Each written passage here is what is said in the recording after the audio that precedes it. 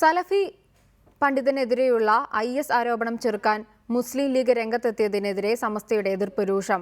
MM അക്ബറിനെ ന്യായീകരിച്ച് മുസ്ലിം ലീഗിന്റെ മുതിർന്ന നേതാക്കൾ കോഴിക്കോട് കൺവെൻഷൻ നടത്തിയതാണ് സംഘടനയെ ചൊടിപ്പിച്ചിരിക്കുന്നത്.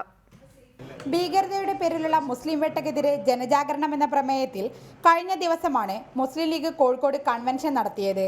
പരിപാടിയിൽ സലഫി പണ്ഡിതൻ MM അക്ബറിനും പീസ് ഫൗണ്ടേഷനുമെതിരെയുള്ള പോലീസ് നടപടിക്കെതിരെയായിരുന്നു മുസ്ലിം ലീഗ് അധ്യക്ഷൻ ഹൈദർ അലി ശിഹാബ് തങ്ങളുടെയും PK കുഞ്ഞാലിക്കുട്ടിയുടെയും പ്രസംഗം. അപ്പൊ തൽക്കാലം ഒരു ആശ്വാസം ഉണ്ടായിരുന്നു. പിന്നെയും തുടങ്ങി ചില പോലീസ് ഓഫീസർമാർ സ്ഥാപനങ്ങളിൽ കയറുക, മര്യാദക്ക് പ്രവർത്തിക്കുന്നവർക്ക് അവിടെ ചെന്ന് പരിശോധിക്കുക, സിലബസ് പരിശോധിക്കുക, ബാക്കിയുള്ളത് പരിശോധിക്കുക, അതിന് തീവ്രവാദം ഇല്ലാത്ത തീവ്രവാദം ഉണ്ടാക്കാൻ നോക്കുക. അങ്ങനെ ആവുമ്പോൾ ലീഗ് നേതാക്കളുടെ നടപടി പരസ്യമായ ഏറ്റുമുട്ടലിലേക്കാണ് സമസ്തയെ കൊണ്ടെത്തിച്ചത്.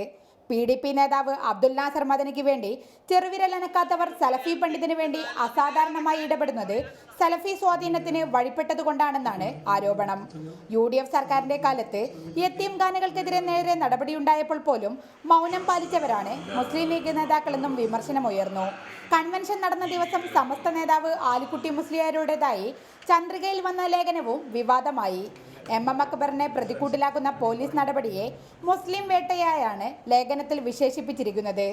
ഈ ലേഖനം സമസ്തയുടെ തലപ്പത്തിരിക്കുന്നയാൾ ചെയ്യാൻ പാടില്ലെന്നായിരുന്നു നാസർ ഫൈസി കൂടത്തായി ഉൾപ്പെടെയുള്ള നേതാക്കളുടെ വിമർശനം. അതേസമയം ചന്ദ്രിക അനുവാദമില്ലാതെ പ്രസിദ്ധീകരിച്ചതാണ് ലേഖനമെന്ന് ആലിക്കുട്ടി മുസ്ലിയാരും അവകാശപ്പെട്ടു. ഈ വിഷയത്തിൽ മുസ്ലിം ലീഗിനെതിരെ എന്ത് നിലപാട് സ്വീകരിക്കണമെന്ന് ചർച്ച ചെയ്യാനായി സമസ്ത നേതാക്കൾ പട്ടിക്കാട്ട് ഇന്ന് യോഗം ചേരും. TK Sabina, reporter, Kozhikode.